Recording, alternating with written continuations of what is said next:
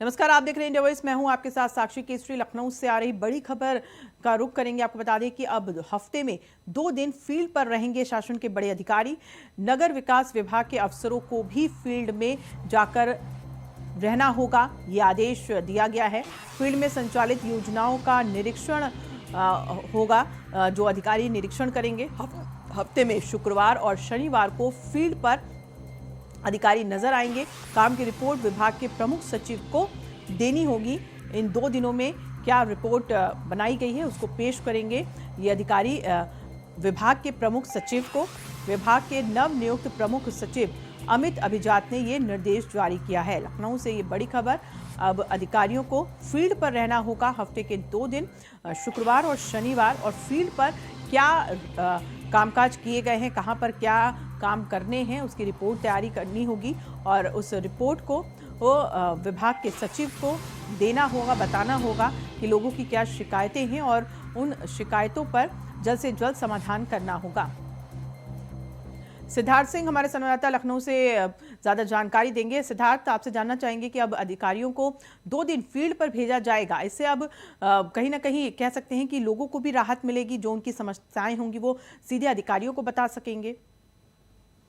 देखिए, कहीं ना कहीं जो नगर विकास के अधिकारी हैं, अब उनको फील्ड में रहना होगा 2 दिन हफ्ते में। देखिए, कहीं ना कहीं जिस तरीके से नगर विकास विभाग में लगातार समस्याएं आती, आम जनमानस से जुड़ा हुआ विभाग है, तो कहीं ना कहीं लोगों को, जो अधिकारी हैं, उनको साफ निर्देश दे दिया गया है कि 2 दिन वो फील्ड में जाएंगे और कहीं ना कहीं जिस तरह मोहल्ले हैं उसमें घूम घूम कर लोगों से मुलाकात करेंगे और उनसे जानेंगे उनकी क्या समस्या है। तो कहीं ना कहीं इससे काफी राहत होगी, चक्कर लगाना पड़ेगा। दूसरी बात, अधिकारी और ये भी देख लेंगे कि जो उसके अधीनस्थ कर्मचारी हैं वो किस तरीके से काम करते हैं और कितना काम करते हैं। तो ये चीजें हैं, कहीं ना कहीं सरकार की कोशिश है कि आम जनता की शिकायतों का निस्तारण सही समय पर हो जाए। तो कहीं ना कहीं ये महत्वपूर्ण बातें हैं। तो अब देखने वाली चीज ये है कि इसका कितना असर होता है, आने वाले समय में इसका क्या प्रभाव होता है और जनता को किस तरीके से फायदा मिलता है। साक्षी, देखिए साक्षी, कहीं ना कहीं नगर विकास की बात करें तो जिस तरीके से पहले दिन जब भी मंत्री बने थे, नगर विकास मंत्री देखिए शर्मा, तो उन्होंने वो लगातार फील्ड में जाते थे। कहीं ना कहीं एक निर्देश जारी कर दिया गया था कि 8 बजे कर्मचारी आ जाएंगे मोहल्लों में साफ सफाई को लेकर। तो कहीं ना कहीं ये बड़ी चीज है और धीमे धीमे कहीं ना कहीं अब सरकार की भी जो मंशा है कि कर्मचारी जो है वो रहे और बिल्कुल सिद्धार्थ, क्योंकि देखिए कर्मचारियों में कहीं ना कहीं लापरवाही भी देखी जाती थी, क्योंकि अधिकारी दफ्तर में बैठे हुए हैं एसी के रूम में और कर्मचारी क्या काम कर रहे हैं क्या नहीं कर रहे हैं इस पर कोई कहीं ना कहीं कोई लगाम नहीं नजर आ रहा था। लेकिन अब जब अधिकारी फील्ड पर होंगे तो कर्मचारियों पर भी लगाम लगेगा। आम जनता की जो समस्याएं हैं उनको दूर करने के लिए कर्मचारी काम करेंगे। तो कहीं ना कहीं जब आम जनता से जुड़ेंगे तो उनको चक्कर नहीं लगाने पड़ेंगे अफसर जी, जो दफ्तर है उनके चक्कर बार बार नहीं लगाने पड़ेंगे। तो कहीं ना कहीं ये सब चीजें जो सरकार के लिए हैं वो भी सही हो जाएंगी और सरकार को भी सही चीजों की जानकारी हो जाएगी। जो अधीनस्थ अधिकारी, जो अधीनस्थ कर्मचारी हैं वो कितना काम करते हैं फील्ड पर, ये भी जानकारी हो जाएगी। और सबसे बड़ी चीज है, जो विभाग में लोग बार बार दौड़ के जाते थे, हिला वाली होती थी, तो कहीं ना कहीं जब आप मौके पर जाएंगे तो उन चीजों को देखेंगे और सही रिपोर्ट शासन को देंगे और जो सुधार होने हैं उसके बारे में सही से जानकारी होगी। तो ये कहीं ना कहीं सारा के आने वाले समय में इसका क्या रिजल्ट होता है कि वो देखना होगा। जी सिद्धार्थ, बहुत शुक्रिया तमाम जानकारी देने के लिए। तो अब अधिकारियों को हफ्ते में 2 दिन फील्ड पर रहना होगा, जिससे कि कर्मचारियों के कामों में कोई लापरवाही ना हो, कर्मचारियों को भी टाइट किया जा सके ताकि आम जनता की जो समस्याएं हैं उन पर भी काम किया जा सके। चलिए आगे बढ़ते हैं और कोरोना अपडेट के बारे में जानकारी आपको दे देते हैं कि देश में फिर से पैर पसार रहा है कोरोना। पिछले 24 घंटे की बात करें तो 3,275 नए कोविड मामले सामने आए हैं। वहीं बीते 24 घंटे में 3,010 लोग रिकवर भी हुए हैं और पिछले 24 घंटे में 55 लोगों की कोरोना से मौत हुई है। ये आंकड़े हम आपको बता रहे हैं पिछले 24 घंटे के। और देश में कुल एक्टिव केस की अगर बात करें तो कोरोना के कुल एक्टिव केस हैं 19,719। तो अब धीरे धीरे कोरोना के केसेस बढ़ रहे हैं। हालांकि अभी भी वैज्ञानिकों और विशेषज्ञों का ये कहना है कि इससे डरने की ज़रूरत नहीं है। कोई अभी स्थिति बिल्कुल कंट्रोल में है। डरे नहीं बल्कि सावधानी रखें। जो भी प्रोटोकॉल्स हैं कोविड गाइडलाइंस को लेकर के उसको फॉलो करें और कोरोना से बचकर रहें। लेकिन जिस तरीके से पैर पसारना कोरोना ने शुरू किया है, अभी हालांकि शुरुआत है, तो इसलिए चाहे स्वास्थ्य मंत्रालय हो, चाहे केंद्र सरकार हो, राज्य सरकारें हों, सभी का यही कहना है कि सभी को सावधानी रखनी होगी। अपना भी ध्यान रखें और अपनों का भी ध्यान रखें, क्योंकि सावधानी ही कोरोना से बचाव का एक उपाय है। बाकी वैक्सीनेशन की अगर बात करें तो वैक्सीन तो लोगों को दी ही जा रही है। बूस्टर डोज भी आ गए हैं बुजुर्गों के लिए, बच्चों के लिए भी वैक्सीन आ गई है। सभी को वैक्सीन दी जाएगी, लेकिन इस बीच सावधानी ज़रूर रखें। कोरोना के केसेस को देखते हुए लापरवाही न बरतें। अगर आप सार्वजनिक स्थानों पर हैं तो कोरोना के गाइडलाइंस का जो भी प्रोटोकॉल्स हैं कोरोना के, उसको फॉलो ज़रूर करें। मास्क का उपयोग ज़रूर करें और सोशल डिस्टेंसिंग का ध्यान रखें। साथ ही सैनिटाइज़र भी अपने साथ रखें, छोटी बॉटल, ताकि आप जब सार्वजनिक स्थानों पर जा रहे हों तो बार बार अपने हाथ को सैनिटाइज करते रहें और अनावश्यक चीज़ों को टच ना करें। ध्यान रखें कि अगर आप पब्लिक प्लेस पर हैं तो खुद को सावधानी के साथ उस सिचुएशन से बाहर आना होगा और सावधानी ही एकमात्र कोरोना से बचने का तरीका है। और लखनऊ से आ रही बड़ी खबर का रुख कर लेते हैं। आपको बता दें कि प्रगतिशील समाज पार्टी का पुनर्गठन होगा। प्रसपा जल्द ही नए तेवर में नजर आएगी। पार्टी के पुनर्गठन की प्रक्रिया शुरू हो गई है। बता दें कि लखनऊ से ये बड़ी खबर, जहां पर प्रसपा जल्द ही नए तेवर में नजर आने वाली है। बताया जा रहा है कि प्रगतिशील समाज पार्टी का पुनर्गठन होगा और प्रसपा के प्रमुख शिवपाल यादव का ये कहना है कि जल्द ही पार्टी का नया तेवर लोगों को नजर आएगा। हालांकि शिवपाल यादव समाजवादी पार्टी से विधायक हैं। एक बार फिर से अपने भतीजे के साथ वो जुड़े, समाजवादी पार्टी के साथ जुड़े, लेकिन कहीं ना कहीं चाचा और भतीजा के बीच मतभेद लगातार आते रहे हैं। विधानसभा चुनाव के बाद भी ये मतभेद खुलकर सामने आया है। चाचा नाराज भी नजर आए अपने भतीजे से, यानी शिवपाल यादव अपने भतीजे अखिलेश यादव से नाराज नजर आए और अब ये बात सामने आ रही है कि प्रसपा यानी प्रगतिशील समाज पार्टी का एक बार फिर से पुनर्गठन होगा और एक नए तेवर में नजर आने वाली है प्रसपा पार्टी।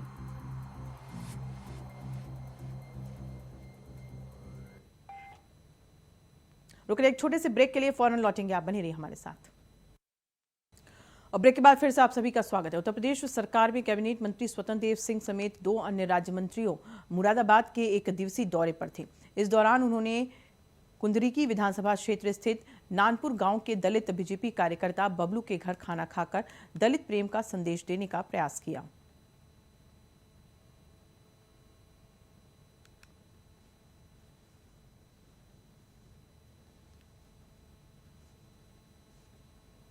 तो ये तस्वीर आप देख रहे हैं जहां पर जल शक्ति मंत्री स्वतंत्र देव सिंह ने बीजेपी नेता से मुलाकात की, जो कि दलित समाज से हैं, और उनके घर पर भोजन भी ग्रहण किया और ये संदेश भी दिया कि दलित समाज के साथ बीजेपी हमेशा से खड़ी रही है और आगे भी खड़ी रहेगी।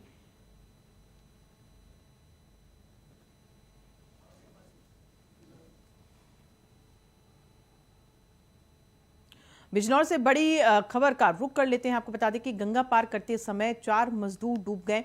स्थानीय लोगों ने 2 मजदूरों को बचा लिया है, राहत की बात है, लेकिन अभी भी 2 मजदूर की तलाश जारी है। गंगा में डूबे हुए मजदूरों में से 2 मजदूर को बचा लिया गया, सुरक्षित है दोनों मजदूर, लेकिन अभी 2 और मजदूरों की तलाश जारी है। थाना नांगला सोती इलाके का ये मामला है, जहाँ पर गंगा में डूब गए ये 4 मजदूर, जिनमें से ये चारों मजदूर गंगा पार कर रहे थे जिस वक्त ये चारों ही मजदूर गंगा में डूब गए। हालांकि 2 को सुरक्षित बचा लिया गया, राहत की बात है, लेकिन अभी भी दुख की बात है कि 2 मजदूरों की तलाश जारी है, मिल नहीं पाए हैं ये दोनों मजदूर। बिजनौर से ये खबर है, जहां पर गंगा पार करते समय 4 मजदूर डूब गए गंगा नदी में। राहत की बात है कि 2 मजदूर को सुरक्षित बाहर निकाल लिया गया गोताखोरों के द्वारा, लेकिन अभी 2 मजदूर और हैं जो मिल नहीं पाए हैं, उनकी तलाश गोताखोर कर रहे हैं और उम्मीद की जा रही है कि उन्हें भी बचा लिया जाए। हालांकि कोशिश अभी जारी है, लेकिन अभी तक कोई जानकारी नहीं मिल पाई है।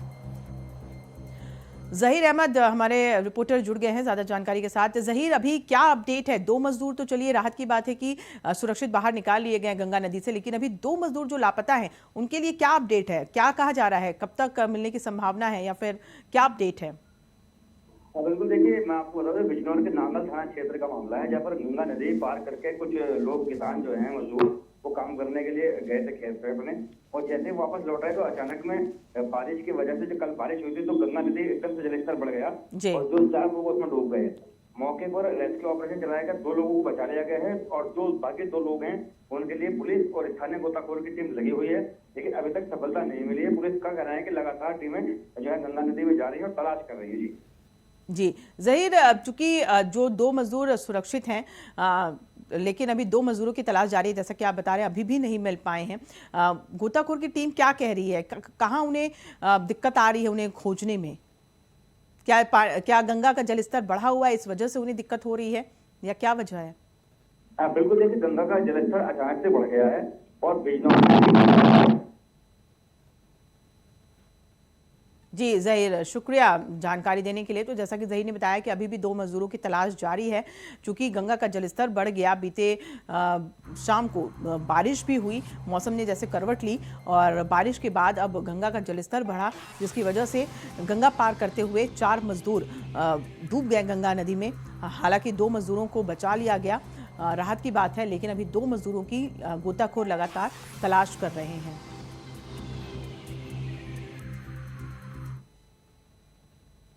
आगे बढ़ते हैं। कैबिनेट मंत्री सुरेश कुमार खन्ना रायबरेली के 2 दिवसीय दौरे पर हैं। सरकार द्वारा चलाई जा रही योजनाओं की जमीनी हकीकत जांचने आए सुरेश खन्ना ने आज शहर के बस स्टॉप और अस्पताल के साथ कई मोहल्लों का निरीक्षण किया, साथ ही आम लोगों से भी बात की।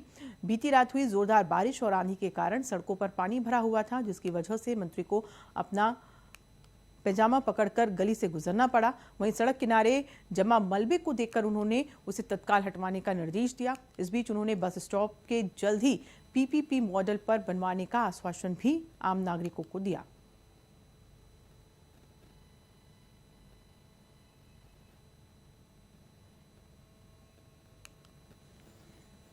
है उसकी तरफ लोगों ने ध्यान आकर्षित किया था कि जो पब्लिक इनकन्वीनियंस होती है ना, जी सर, ट्रांसपोर्टेशन में पब्लिक आवागमन में इनकन्वीनियंस होती है, उसकी वजह से हम लोग यहाँ पर आए खास तौर से।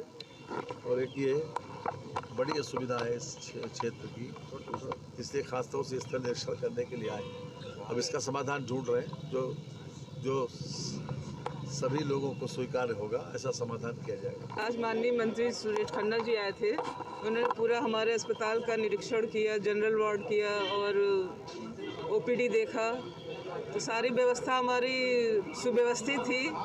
दवाइयों की उपलब्धता के बारे में पूछा तो हमने कहा कि हमारे सारी दवाइयाँ उपलब्ध है, मरीजों को बाहर से दवा नहीं लिखी जा रही है और रोज़ नई चादर दी जाती, खाना दिया जाता है, सारी सुविधाएं अस्पताल से ही। आगरा में मनसुखपुरा थाना इलाके के गांव करकर कौली में एक लगड़बग्घा अचानक हिंसक हो गया। लगड़बग्घे ने ग्रामीणों पर हमला बोल दिया। उसके हमले में 3 लोग गंभीर रूप से घायल हो गए। एक बच्ची अब भी लापता है। इसके बाद गुस्साई भीड़ ने लगड़बग्घे को पीट कर मार डाला। घायलों को पहले पिनाहट के सामुदायिक स्वास्थ्य केंद्र ले जाया गया, जहां से उनकी गंभीर हालत को देखते हुए डॉक्टरों ने आगरा के लिए रेफर कर दिया। फिलहाल अभी तक बच्ची का कुछ पता नहीं चल सका है, जिसकी तलाश जारी है। किसको काटा है? मुझे काटा है, एक औरत है और एक अंकल है। अच्छा, क्या करने गए थे ये लोग? ये गए थे कूड़ा डालने जंगल में। जंगल पर? पास में ही है, जंगल के मतलब घर के बगल में ही है, नीचे ही। अच्छा। हाँ, वहीं पे लगड़बग्घा आया था, मैं बचाने गया था, मुझे भी काट लिया और मैं तो जान बचा के भाग आया। कितने 3 लोगों का अटैक किया है? गाजियाबाद जिले के निवाड़ी के अंतर्गत आने जंगल में एक युवक की गला दबाकर हत्या कर दी गई। पहचान छिपाने के लिए चेहरे को क्षतिग्रस्त भी किया गया। किसी केमिकल या पेट्रोल से भी चेहरा जलाने की आशंका है। पुलिस ने शव को पोस्टमार्टम के लिए भेज दिया है। निवाड़ी थाने के कार्यवाहक प्रभारी महेश राणा ने बताया कि शुक्रवार सुबह MIT कॉलेज को जाने वाले रास्ते पर खेत में एक शव पड़ा होने की सूचना मिली। पशु चराने के लिए जा रहे ग्रामीणों ने ये सूचना दी थी। पुलिस तत्काल मौके पर पहुंची। गले पर ऐसे निशान थे जैसे गला घोंटकर मारा गया हो।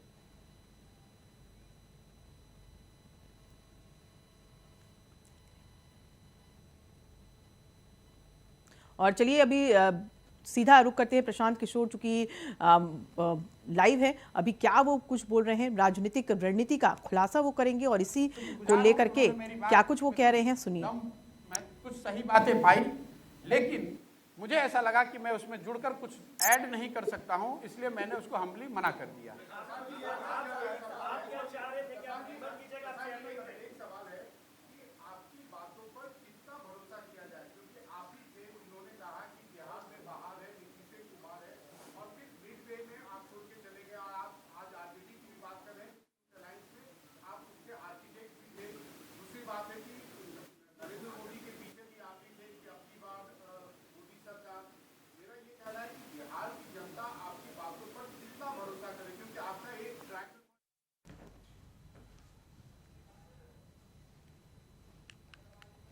तो ये प्रशांत किशोर की प्रेस कॉन्फ्रेंस अभी लाइव चल रही है, जिसमें माना जा रहा है कि प्रशांत किशोर किसी बड़े खुलासे की बात कर रहे हैं। हो सकता है कि अपनी नई राजनीतिक पार्टी बनाने की भी घोषणा कर सकते हैं प्रशांत किशोर, जिनको कि एक रणनीतिकार के रूप में देखा जाता है। कई पॉलिटिकल पार्टियों के साथ भी जुड़े रहे हैं और अभी बीच में ही कांग्रेस के साथ जुड़ने की भी खबरें आ रही थी, लेकिन जिस पर कि विराम लगा दिया था प्रशांत किशोर ने। उन्होंने कहा कि कांग्रेस के साथ मैं नहीं जा रहा हूं।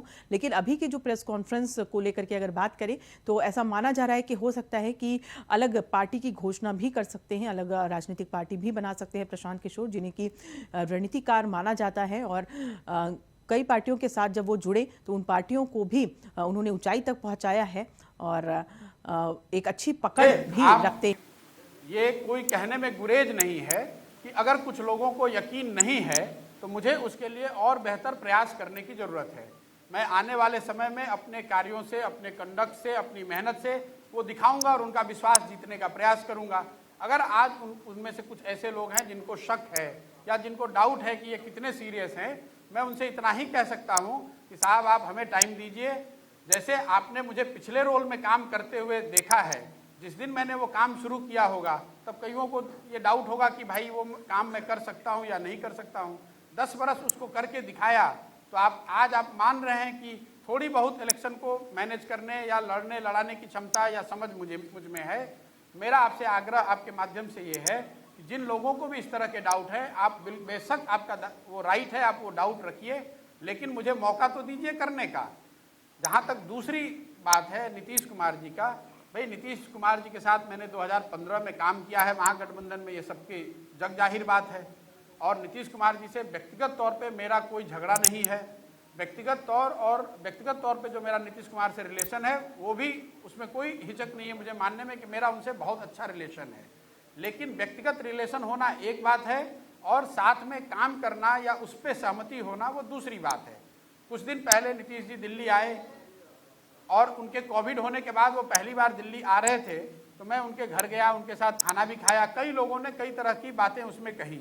किसी ने बताया कि मैं उनको प्रेसिडेंट का कैंडिडेट बनाना चाह रहा हूं, कोई कह रहा है मैं जदयू ज्वाइन कर रहा हूं। लेकिन मैं आज आपके सामने बैठा हुआ हूं, जितने वो स्पेकुलेशन की गई वो सब गलत साबित हुआ। देखिए, सामाजिक राजनीतिक जीवन में व्यक्तिगत शिष्टाचार, उससे हम विमुख नहीं हो सकते हैं। अब कल अगर नीतीश जी बुलाएंगे, यहाँ के मुख्यमंत्री हैं, जाना पड़ेगा, उसमें कोई दिक्कत नहीं है। लेकिन उनसे मिलने का मतलब ये नहीं है कि हम दोनों ने हर बात पे अपनी सहमति बना ली है या साथ में काम करने को तय किया है। जी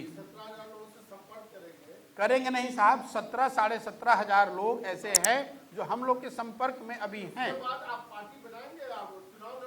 मैंने जो आपको कहा कि ये 17 साढ़े 17 हजार लोग पिछले 4-5 महीनों में मेरे साथियों के माध्यम से मेरे संपर्क में हैं।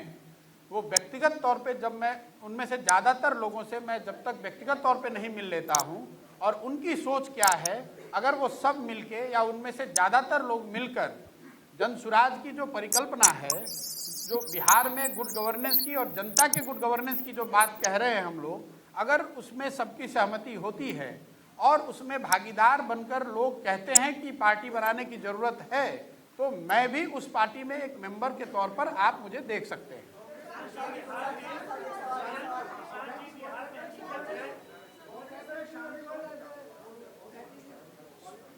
Sorry sir,